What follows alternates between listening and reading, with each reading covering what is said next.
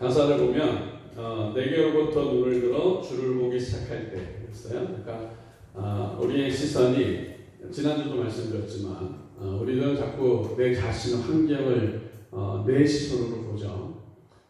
근데 그 시선, 나를 보던 시선을 누구를 보기 시작할 때 주를 보기 시작할 때, 하나님을 보기 시작할 때 주의를 보겠네 그랬어요.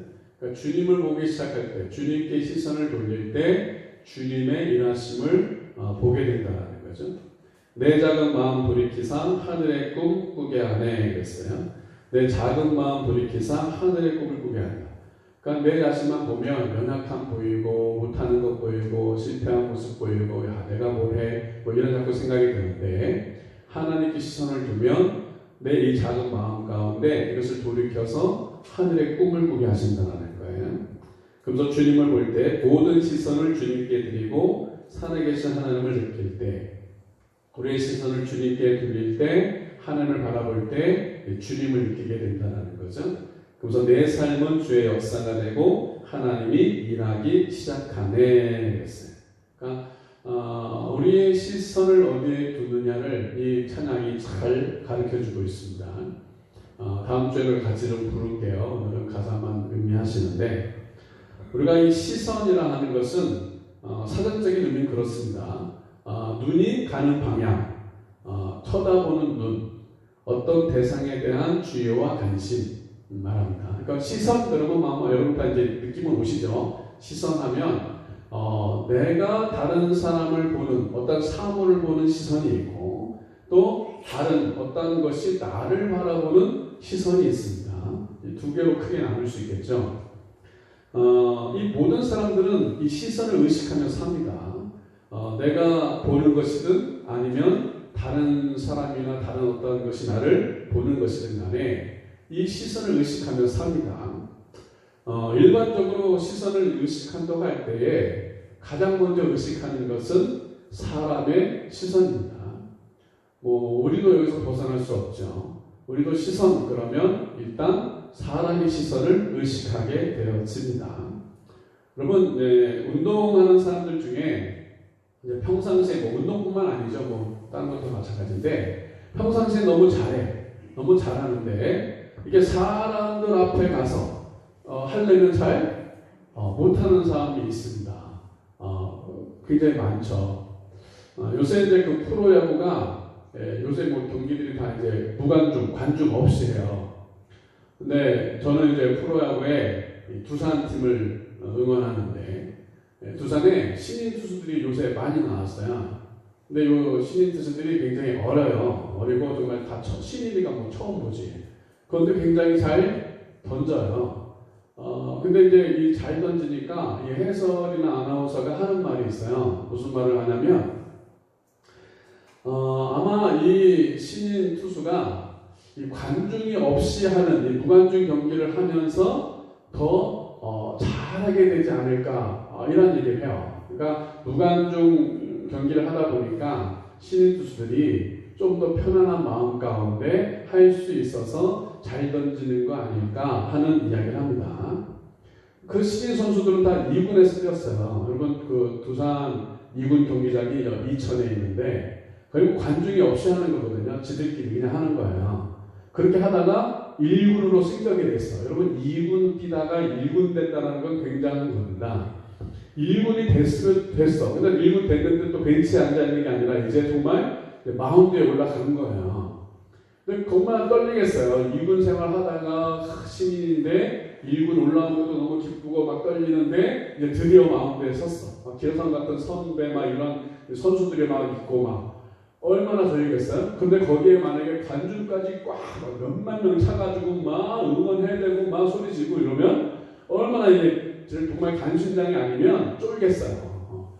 그런데 관중이 하나도 없는 거야.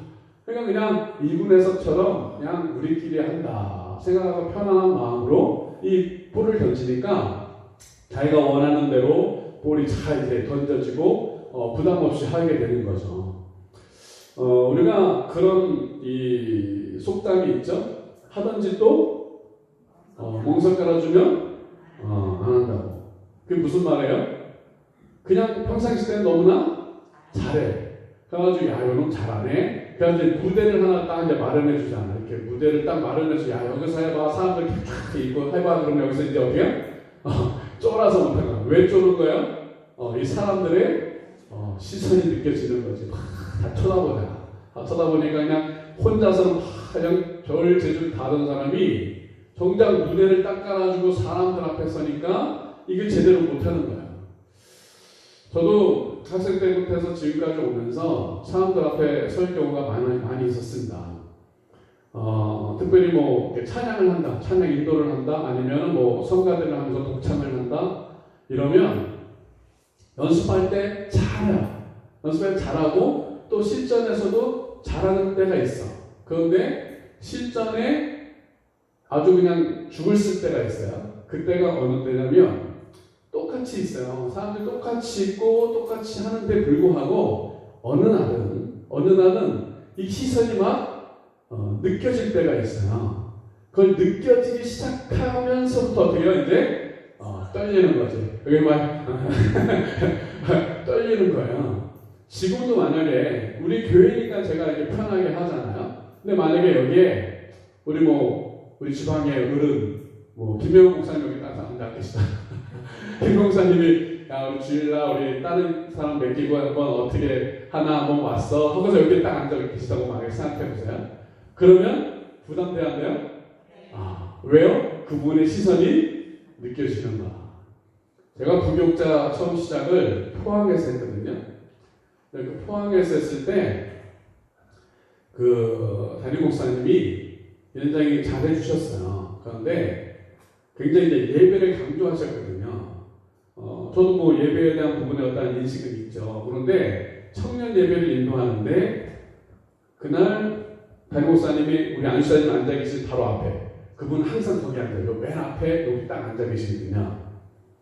근데 제가 이제 오늘처럼 이렇게 시선, 만약에 새로운 찬양이잖아요. 그러면 이제 찬양을 그냥 그래도 예배니까 하나님께 찬양을 드리겠습니다 하면서 해야 됐었는데, 이게 처음 찬양이다 보니까 제가 멘트를 선생님 다 거의 다 모른다 생각했었고, 그래서 이 찬양을 좀 배워보겠습니다 이런 멘트를 쳤어. 그때부터 담임 목사님 하나님께 예배를 드리는데 찬양을 배워보겠습니다라는 말 한 것이 굉장히 이제 안 좋으신 거야, 기분이.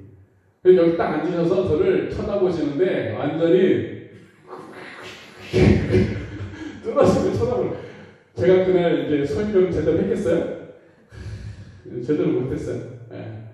왜? 바로 코앞에서 그냥 눈을 보라고 쳐다보시니까 더구나 또 기분 나쁜 표정이 있잖아. 제가 알잖아요. 또 이제 담임 목사님 좀 기분이 안 좋았구나. 그거 알잖아요. 그렇게 쳐다보시니까 눈을 부리부리 하시네. 그날 망쳤어요. 뭔가 시선을 의식하기 시작하면 우리의 삶은 좀 부자연스러워집니다. 근데 의식하지 않을 수 없잖아, 또 우리가 살아가면서 사람을 의식하며 사는 것 어떻게 의식 안 하고 살겠어요? 아마 여러분 지금 오늘 교회 오면서도 거울을 그래도 한 번씩은 다 보고 오셨을 거 아니에요? 네? 잠자고서 그냥 뭐 대충 오시지 않으셨을 거 아니에요? 옷도 이렇게 챙겨 입고 머리도 좀 빗고. 왜 그래요? 왜 옷 입고 왜 얼굴 우리 여성분들도 화장도 막 하고 왜 그래요? 그렇죠. 시선이 있으니까. 다른 사람 만약에 뭐 여러분이 자다 말다가 와가지고 그냥 참새 집 짓고 막 눈곱 끼고 이렇게 와있어 앉아 있으면 사람들이 뭐라고 그랬어요? 저 사람은 해가지고 머리도 안 감고 왔다고 하고 눈곱 낀 거 뭐하라고 이런 소리에 듣기 싫잖아. 그러니까 우리가 이렇게 꾸미고 오는 거 아니겠어요? 뭐 몇만 원짜리 뭐 비싼 거는 몇십만 원짜리 파마 같은 것도 있잖아요. 여성분들 왜 그렇게 해요? 비싼 돈 들이고? 그렇죠. 다른 사람한테 뽑으려고 하는 거야. 이렇게 어떤 결혼식 뭐 이렇게 큰 행사에서 우리 아줌마들 머리에 뭐 준다? 풋가시 준다 그러죠. 풋가시가 뭐예요? 평상시 머리가 요만했는데 풋가시 주면 머리가 요만해져. 이만해 머리가. 왜 그래요? 잔치 온 사람들한테 잘 보이려고 합니다. 우리는 다 아무래도 사람들의 시선을 의식하면서 살죠. 그런데 단순히 외모적인 시선만 의식하는 게 아니라 어떤 사람의 말 한마디, 손짓 하나, 눈짓 하나 이런 거에 우리의 기분이 좌우되면서 삽니다. 기분 좋게 교회 왔다가도 어떤 사람이 툭 던진 말 한마디 때문에 기분이 상하기도 하잖아요. 집에서도 뭐 같이 이렇게 생활하다가 어느 날 아내나 남편이 자식이 한마디 던진 것 때문에 하루 종일 기분 찜찜하게 이렇게 지내는 경우도 있잖아요. 우리가 다른 사람의 어떤 시선을 뭐 완전히 무시할 수는 없지만 우리가 또 너무 그런 시선에 사로잡혀서 살아가는 것도 우리를 참 힘들게 하죠. 그런데 문제는 우리가 이 다른 사람들의 시선을 의식하는 것만큼 더 의식해야 될 시선이 있는데 그것을 놓치고 살아갈 때가 많다는 것입니다. 저와 여러분 누구를 믿어요? 하나님을 믿습니다. 그러면 우리가 사람들을 의식하는 것만큼 누구를 의식하며 살아야 돼요? 하나님을 의식하며 살아야 돼요. 어찌 보면 정말 하나님을 의식하는 것은 더 많아야겠죠. 정말 더 하나님을 의식하는 삶 속에 우리가 살아야 돼요. 여러분 시편 34편 15절 같이 읽습니다. 시작. 여호와의 눈은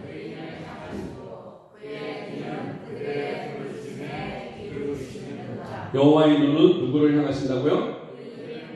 예, 여호와의 눈은 의인을 향하신다라고 말하고 있습니다. 다윗의 고백인데 의인은 누구예요? 의인은 바로 예수 그리스도를 나의 구주로 영접한 사람들, 그래서 그 보혈로 죄 씻음 받은 사람들, 그래서 바로 저와 여러분입니다. 우리가 죄인이었는데 예수의 보혈로 죄 씻음 받고 우리는 의인이 됐잖아요. 그래서 지금 이 다윗이 고백하는 여호와의 눈은 의인을 향하신다. 지금도 마찬가지로 동일하게 하나님은 저와 여러분을 그 시선, 그 눈으로 우리를 바라보고 계시다는 것입니다. 하나님이 왜 그 눈이 의인을 향하실까? 왜 예수 믿는 저와 여러분을 크게 바라보실까? 첫째는 뭐겠어요? 우리를 너무나 사랑하기 때문에 그렇습니다. 여러분 하나님 여러분 사랑하는 거 믿으십니까? 예. 믿는 것 차원을 넘어서서 이제 그것을 경험하며 살아가는 인생 되기 주님으로 축원합니다. 같이 고백하십시다. 하나님이 나를 최고로 사랑하신다. 예, 자꾸 고백하셔야 돼요.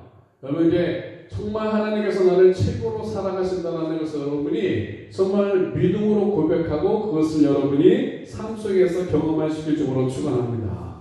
정말 하나님의 눈이 나를 향하고 있다는 것이 얼마나 감사한 거예요. 항상 변함없는 그 사랑으로 우리가 어떠한 삶을 살아가든 상관없이 하나님은 우리를 그 사랑의 눈으로 바라보신다는 거예요. 그래서 우리를 보호하시고 우리를 지키시고 우리를 인도해 주시기 위해서 지금도 동일하게 여러분을 바라보고 계십니다. 여러분 그 하나님의 시선이 느껴져요? 안 느껴져요? 느껴져요. 여기가 뜨끈뜨끈해져요? 뒤에서 누군가 막 째려보면 막 뒤시가 뜨끈뜨끈하잖아요. 우리 사람이 누군가 째려보면 우리 하나님이 나를 계속 쳐다본다. 이것을 여러분 느끼셔야 돼. 근데 어떤 분들은 그 쳐다봄을 좀 부담스럽게 느끼는 분도 있죠. 하나님 좀 이런 데는 좀 안 봤으면 좋겠는데 이러시면 안 돼요. 안 봤으면 좋겠는데 하는 때는 어떤 때겠어요? 참 뭔가 꾸리꾸리할 때야. 내가 잘하고 막 이럴 때는 하나님 나 좀 보세요 막 이럴 텐데 내가 뭔가 죄를 짓다거나 뭔가 좀 꾸리꾸리하면 하나님이 요건 좀 안 봤으면 좋겠는데 이런 거죠. 여러분 하나님의 시선을 우리는 피할 수 없는 거예요. 예수님이 제자들한테 내가 가는 것이 너한테 유익이야. 왜? 예수님이 가셔야 누가 오셔요? 성령님이 오시니까. 예수님은 하나님이시면서 완전한 또 인간이셨어요. 그래서 예수님이 지금 여기서 우리하고 같이 만약 얘기하고 계시고 우리를 보고 계시면 저 시내에 계실 수 없어요? 없어요. 예수님은. 왜? 육신을 가지고 있으니까 여러분을 이렇게 보고 있으면 시내 사람들은 못 봐. 그래서 예수님이 가시고 누가 오세요? 성령님이 오시면 성령님은 어디에나 계시는 분이에요. 여기 계시고 시내에도 계시고 남쪽에도 계시고 다른 나라에도 계시고 동일하게 역사하시는 분이에요. 그래서 동일하게 다 볼 수 있는 거예요. 지금 여기 있는 저와 여러분을 하나님이 보시는 것처럼 예배 끝나고 여러분이 각 집으로 다 돌아가서 계셔도 어떻게 해요? 동일하게 하나님은 여러분을 다 보시는 겁니다. 그냥 교회 와 있을 때만 하나님이 보시는 게 아니라 여러분 예배 끝나고 집에 가시든 아니면 또 내일 또 월요일에 돼서 직장 생활하러 직장 가시든 사업장을 가시든 어디를 가시든 간에 하나님은 계속 여러분을 보고 계시는 것입니다. 여러분 신명기 32장 10절입니다. 같이 읽어요. 시작. 하나님께서 광야에서 야곱을 만나주셨고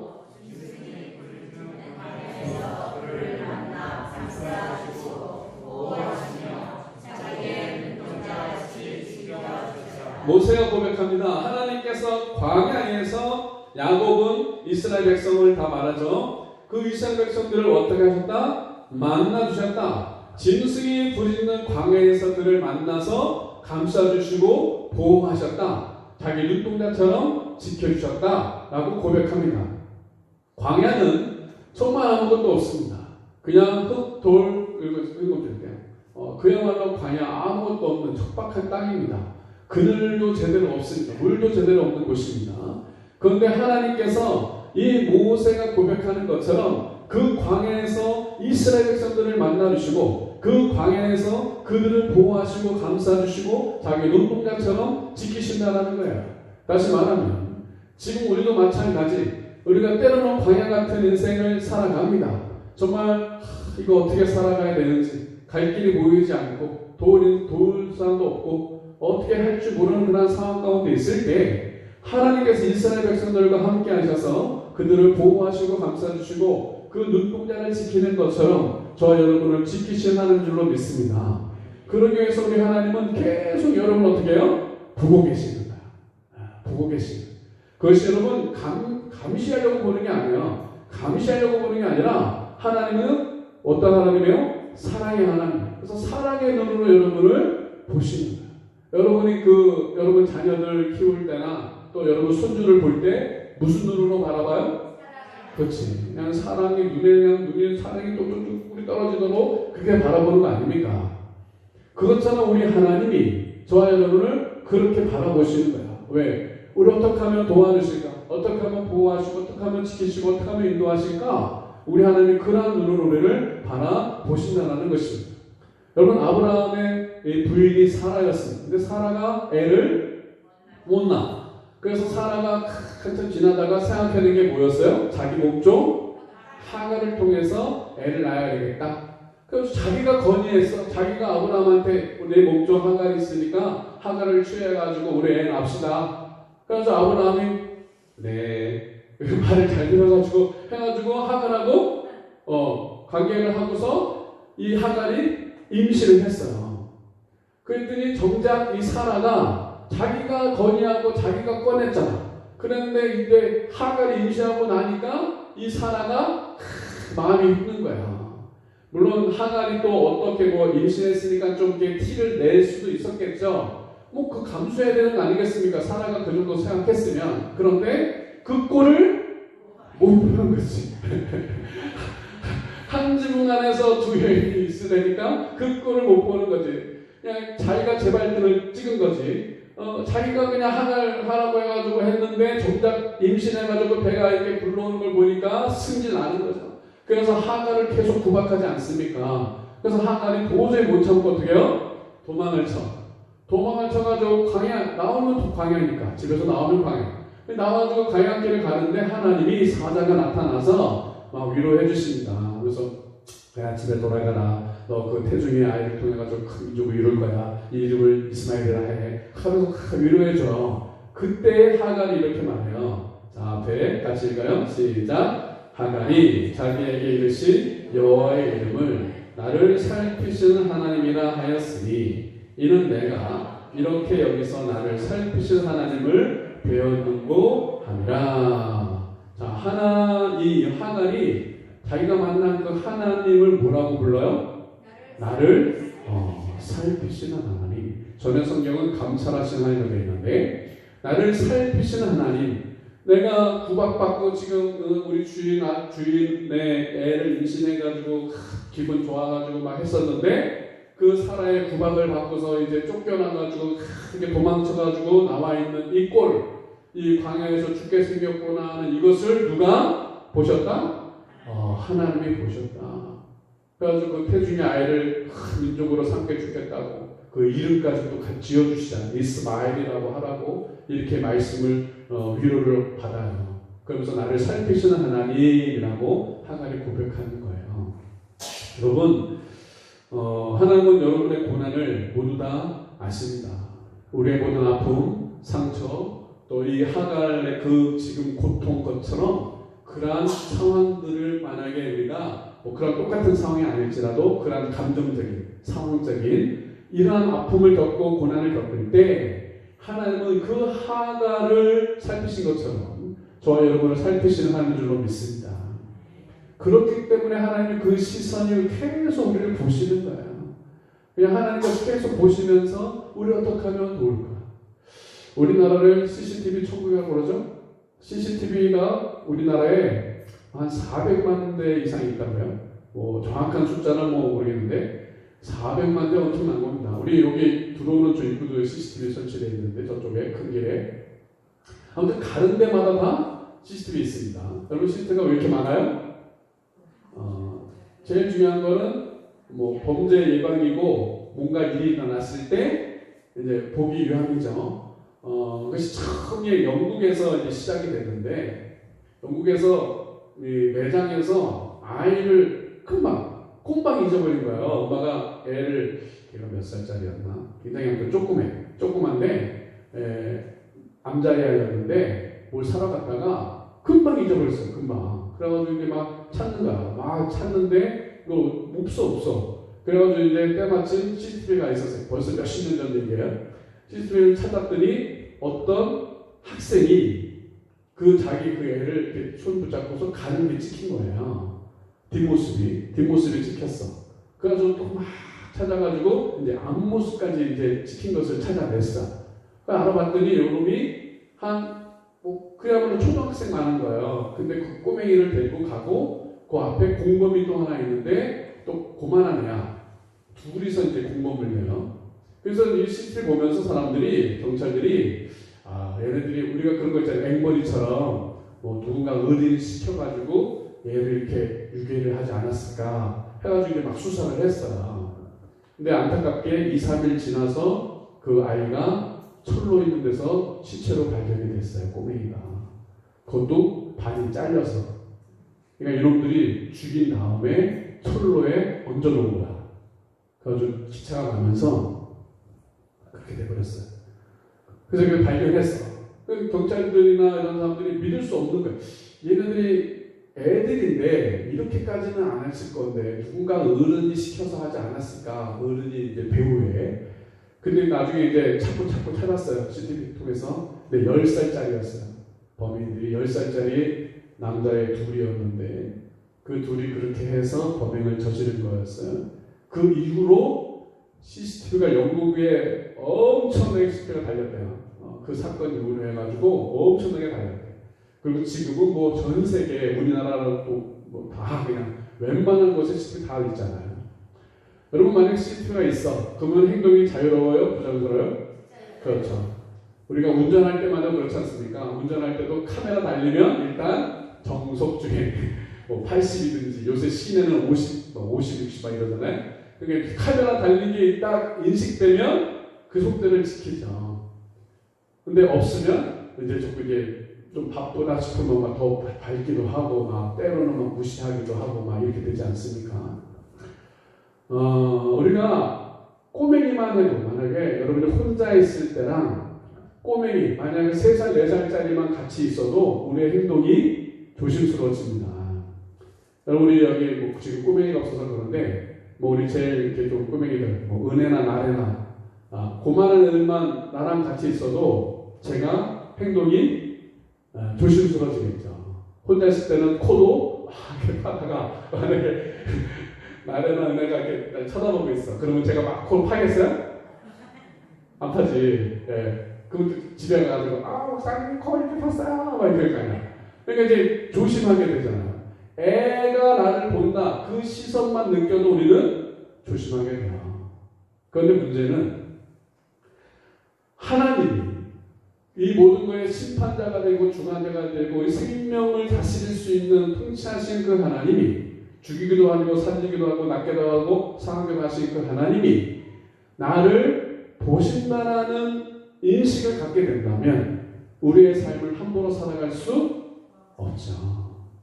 근데 문제는 하나님이 내 눈에 잘 안 보이거든. 그래서 때로는 하나님을 무시해버려요. 안 계신 것처럼, 못 보시는 하나님처럼 하나님을 장님으로 만들어버려요. 그리고 멋대로 살아요. 이게 우리의 모습일 수 있어요.